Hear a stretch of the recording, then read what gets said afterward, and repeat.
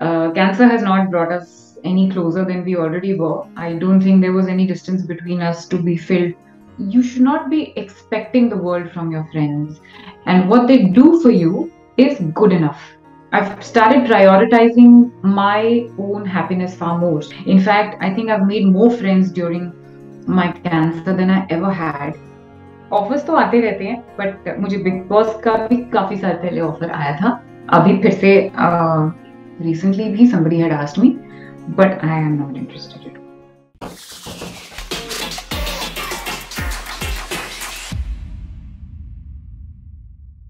Chhavi Mittal, thank you so much for joining me on this popular show, TellyStarsTalk at ETimes TV. And it's lovely seeing you, I would say, after quite some time, because when you fell ill, we spoke quite often to you, and then there was a gap. Thank you so much for having me on the show. It's always a pleasure to be here.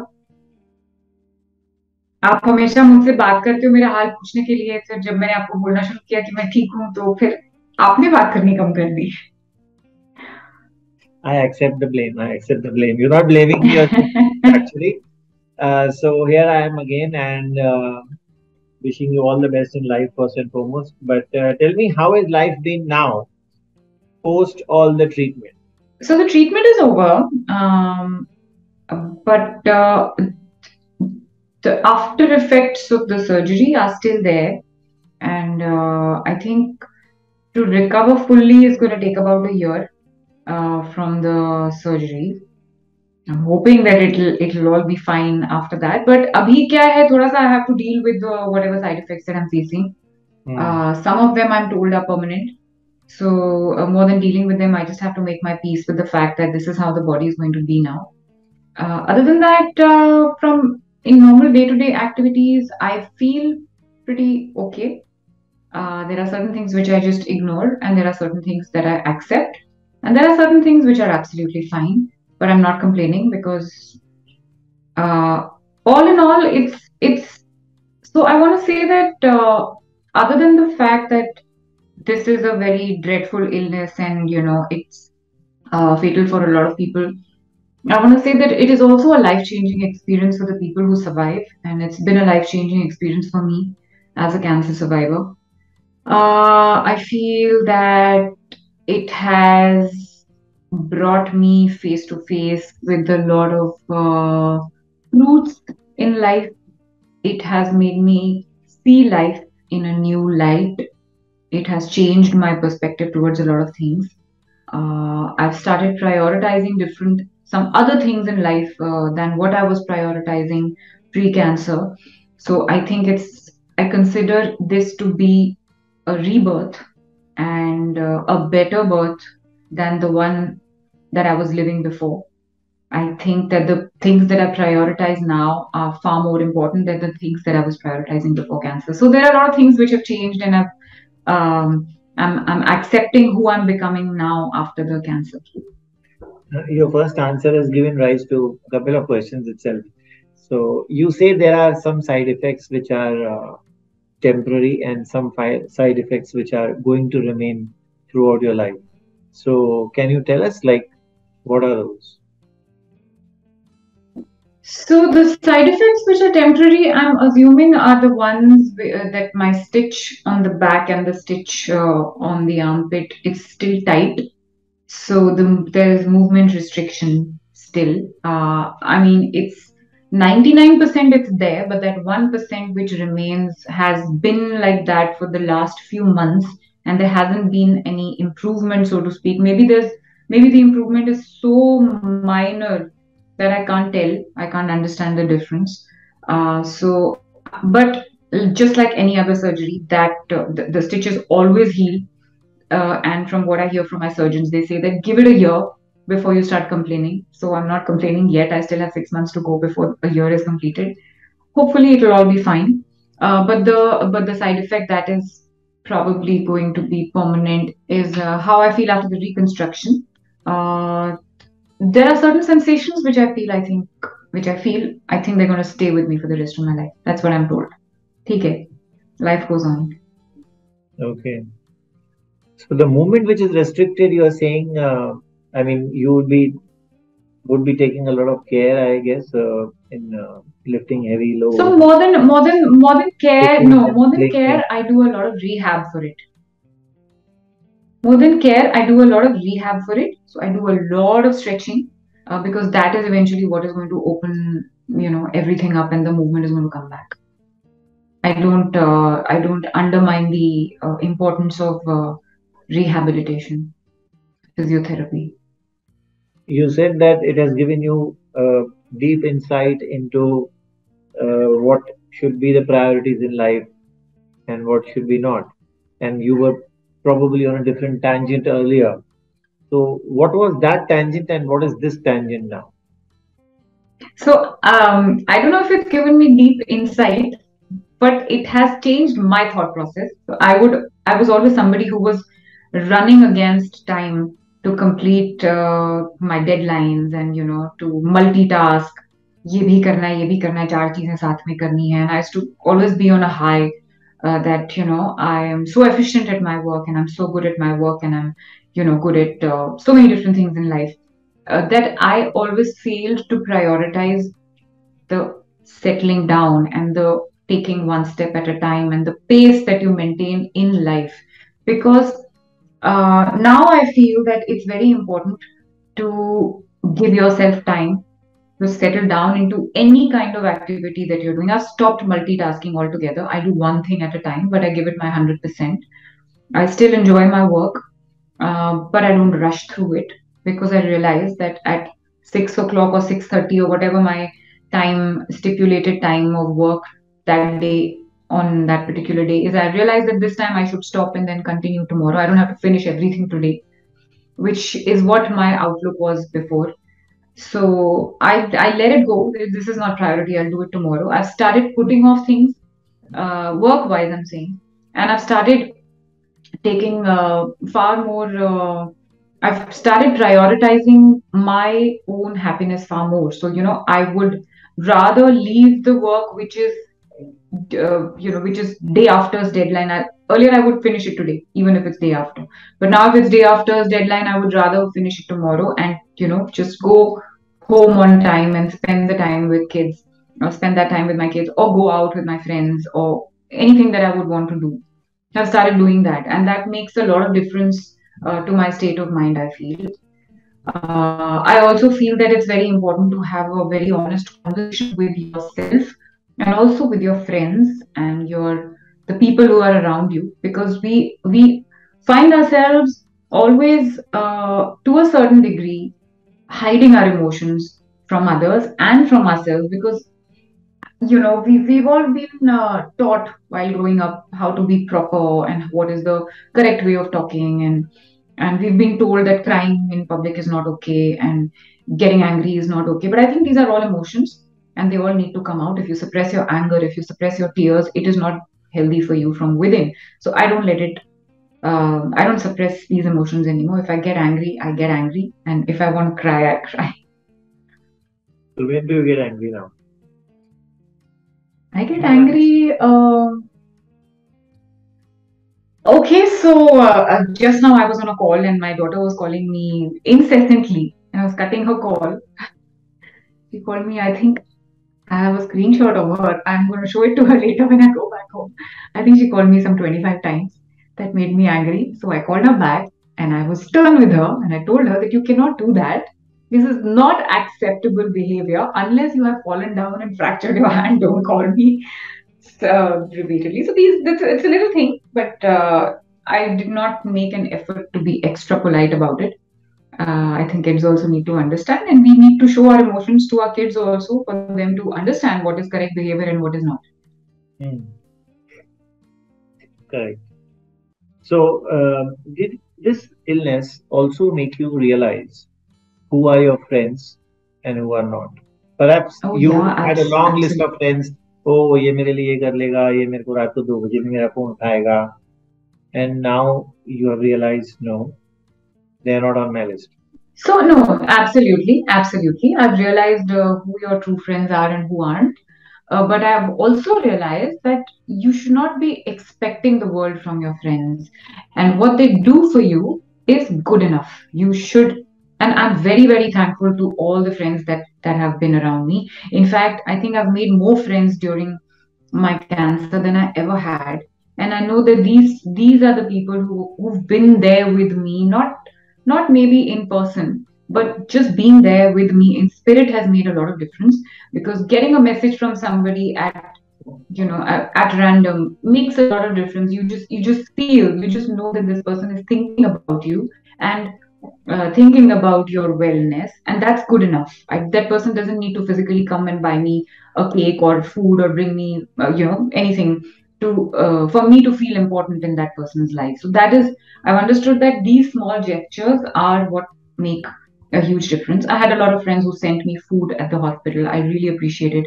A lot of friends who came and just to see me and cheer me up at the hospital. I really appreciated. Friends have made an effort to take me out. I don't always go, but just the fact that they're calling me and making that effort makes a lot of difference. So yeah, other than understanding who my friends are, I have understood that even if somebody is your best friend does not mean that you are the center of their life. You should not expect it. That is wrong expectation. So 2 a.m. friends, I don't have a single 2 a.m. friend. I would never call somebody at 2 a.m. because I know that person has a life. He has office in the morning, and he or she is going to be sleeping. Family is there, kids are there, and you can't just call up anybody at 2 a.m. and disturb them, no matter how bad you're feeling. Wait till the next morning to call them, and that is a realization which is important for yourself, you know. So rather than feeling who are your friends, you feel how to treat you. I have learned how to treat my friends. लेकिन ऐसे कुछ लोग थे जो आप को निराश कर गए इस दौरान, मतलब आपने सोचा था कि वो उन्होंने फोन तक नहीं किया, उन्होंने हाल भी नहीं पूछा, चलो नाम No, नहीं yeah, लूंगा। no, no, nobody. Thankfully, there was nobody like that who didn't check up on me, who I was expecting. In fact, people who I did not even remember have called me and checked up on me from different parts of the world. So I've been very blessed that way. Right.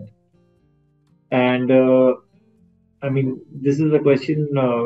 Has this whole thing brought the husband and wife far more closer than otherwise? Of course, you all were very close. There was no problem. But I'm just asking that, has it made the bond stronger and stronger? No, no, nothing like that magical has happened. I think that is a bond which is created with pregnancy and pregnancy alone. Cancer has not brought us any closer than we already were. I don't think there was any distance between us to be filled, and we're still the same. And I think, thankfully, I've been very practical about the whole thing, and I haven't really expected some. Also, I think when a cancer patient is going through a treatment which is making them physically incompetent, then this kind of support comes in the picture. And thankfully, I have been very, very mentally and physically strong through the whole thing. And I haven't expected anybody to do much for me. And I've done pretty much everything on my own alone. And hence, I think that what the kind of bond that you're talking about, I don't think there was any chance to build it. So we've just been good and just been there for each other during this. So the compatibility was originally very high. The care Yes. was originally very high, and it has Yeah. remained so. Touch wood. That's very nice to hear. Yes, because I think it's the small things that happen in a relationship. Um, the little things that come naturally to you when you think about your partner. Those are the things which matter the most, and I think those things have been there from day one between both of us. Uh, so there was literally no room to do anything extra. Everything has already been done. And what about the kid? I remember you telling me she was asking a lot of questions that, mommy is going to be in the hospital. You have to explain to her in the initial part. How is it now? Does she keep asking you? No, she doesn't keep asking me, but she's told me a couple of times when she's cried in school school because suddenly she's felt that, oh, why did my mother have to go through cancer? Nobody else's mother went through cancer. So she has these episodes of her own, nothing that she can't deal with. And when she tells me these things, I laugh them off and I tell her, what? But your mother is the strongest. Why don't you think about it like that? Look at how strong she is. She lifts the heaviest weights in the gym. Whose mother lifts so many weights? And she gets really happy to hear all of that. And with Aram, I like he sometimes he's very boisterous because he has too much energy, So his way of loving is also sometimes physically a torture because when he hugs you, he hugs you so strong that he literally strangles you. So sometimes he ends up hurting me in places where he shouldn't. So I tell him that Mama's hurt here and don't do it. So he understands and he just settles down. He controls his energy and he'll do soft, gentle, loving rather than the aggressive type. But other than that, everything's kids are also perfectly fine. That's very nice to hear.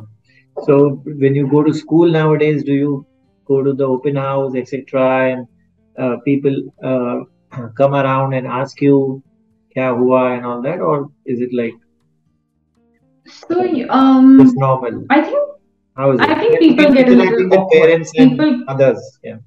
No, I think people get a little awkward talking about it because it's like for it's still the C word for people and they don't want to talk about it. They don't want to ask you questions about it. I'm really trying hard to normalize it that it is just like any other illness and I've survived it, so you can talk about it. So it's usually when they look at me with sympathetic eyes and they just have that thing on their faces written that, oh, we are in awe of you and how are you? So that how are you it says it all. So then I'm like, yeah, I'm cool, yeah. How are you? And I just try to make it as normal as possible because it gets very awkward otherwise. You know what I'm saying? So I know, I understand what you're saying. But you're looking great. You're looking happy, and I must tell you that. How has work been now? So, work has been amazing. So I think post cancer, work slowed down a bit for me because I guess the brands probably everybody started feeling that, oh, she's struggling through so much, and I was like waiting, dude, just give me some work, give me something to do. But that is past, and that's what things are looking really great ahead. And there are a lot of plans that we have for SIT and for the company, for the production house as well.